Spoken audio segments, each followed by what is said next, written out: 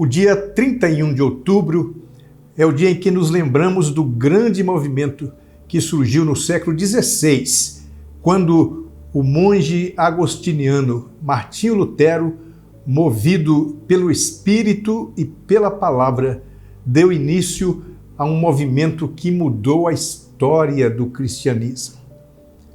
Uma ressalva que precisa ser feita é que a intenção de Lutero não era romper com a Igreja romana ou criar um cisma. Ele queria uma mudança da Igreja em sua postura. Sua proposta, inteiramente baseada na Bíblia, era que houvesse um retorno aos padrões de fé e prática das Escrituras. Entretanto, a Igreja decidiu permanecer no engano e Lutero foi contestado e acabou sendo excomungado. E nesse caso aconteceu o rompimento. O fato é que naquele dia 31 de outubro de 1517, quando afixou na porta da capela do castelo de Wittenberg suas 95 teses, Lutero não tinha a menor ideia de que aquele gesto mudaria a história da Igreja e causaria um impacto profundo na vida de milhões de pessoas ao redor do mundo. O legado da Reforma é bastante amplo, mas eu quero fazer referência aos 5 pilares que ficaram conhecidos como os 5 solas da Reforma, que na verdade são 5 proposições teológicas que sintetizam os principais pensamentos dos reformadores. Eles foram elaborados em latim e o termo sola significa somente em português.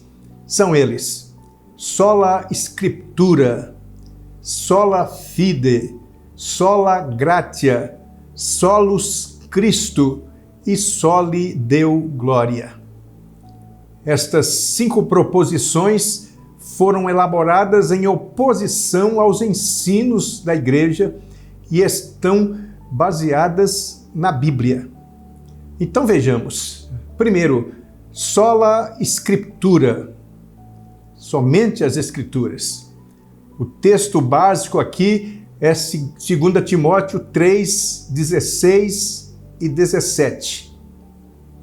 Toda a Escritura é inspirada por Deus e útil para o ensino, para a repreensão, para a correção, para a educação na justiça, a fim de que o servo de Deus seja perfeito e perfeitamente habilitado para toda boa obra.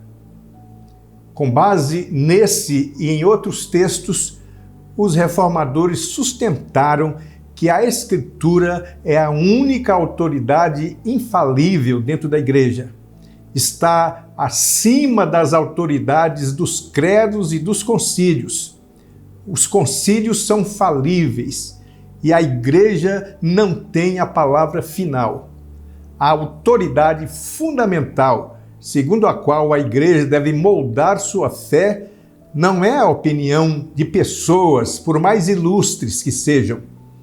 Toda doutrina, ensinamento, aconselhamento, instrução e direção devem ser fundamentados na Bíblia, que é a única autoridade divina, infalível, inerrante e que deve ser, portanto, a nossa única regra de fé e de prática.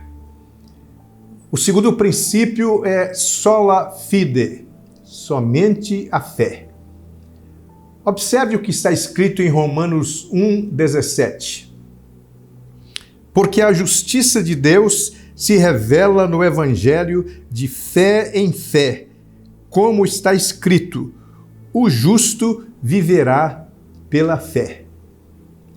A Bíblia é clara ao ensinar que a salvação é um presente de Deus recebido pela fé em Jesus Cristo. A igreja romana ensinava que a salvação é obtida também através das boas obras. Está claro aqui que a salvação é recebida pela fé e somente pela fé. Pelas obras ninguém pode ser justificado diante de Deus. As obras não são a causa da nossa salvação, mas a evidência dela. A salvação é obra exclusiva de Deus e só pode ser apropriada por meio da fé. É isso que está na Bíblia. O terceiro princípio é sola gratia, somente a graça. Em Efésios 2, 8 e 9, o apóstolo Paulo escreve: porque pela graça vocês são salvos, mediante a fé.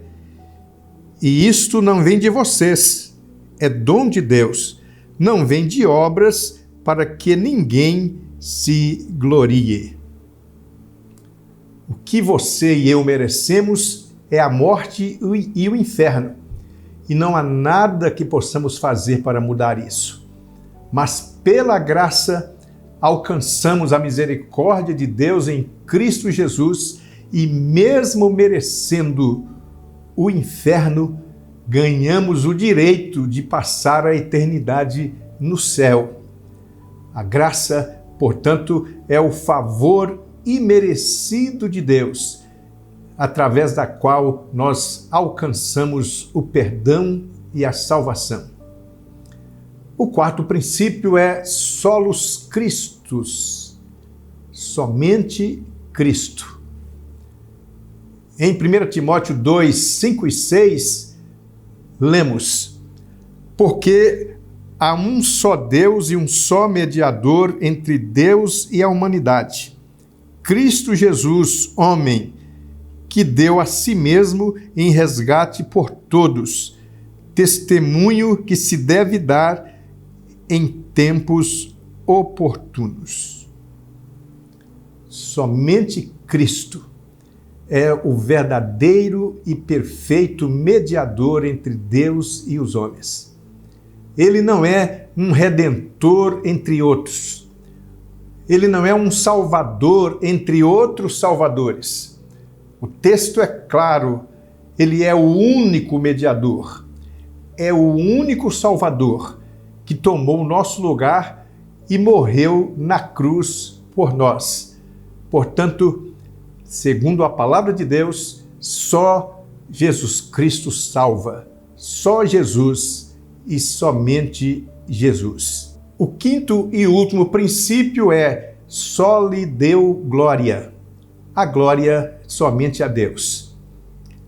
Como escreveu o apóstolo Paulo em 1 Timóteo 1,17, assim, ao Rei eterno, imortal, invisível, Deus único, honra e glória para todo sempre.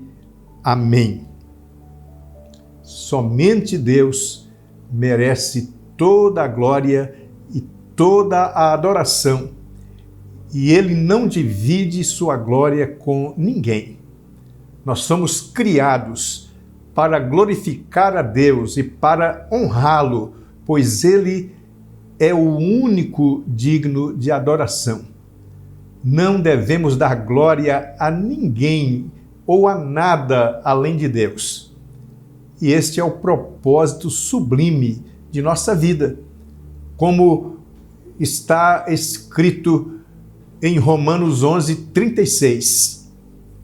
Porque dele e por meio dele e para ele são todas as coisas.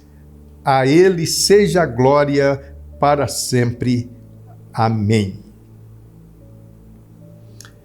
Então, para finalizar, eu quero dizer a você que a Reforma Protestante foi um movimento importante que ajudou a moldar o mundo moderno. O seu legado continua a ser relevante para todos nós ainda hoje. A ênfase na autoridade da Bíblia, na salvação pela graça e na centralidade de Cristo são princípios fundamentais para a fé cristã que nos desafiam a viver uma vida autêntica, baseada na palavra de Deus. Em um mundo que está cada vez mais secularizado, precisamos enfatizar com força a importância da fé cristã.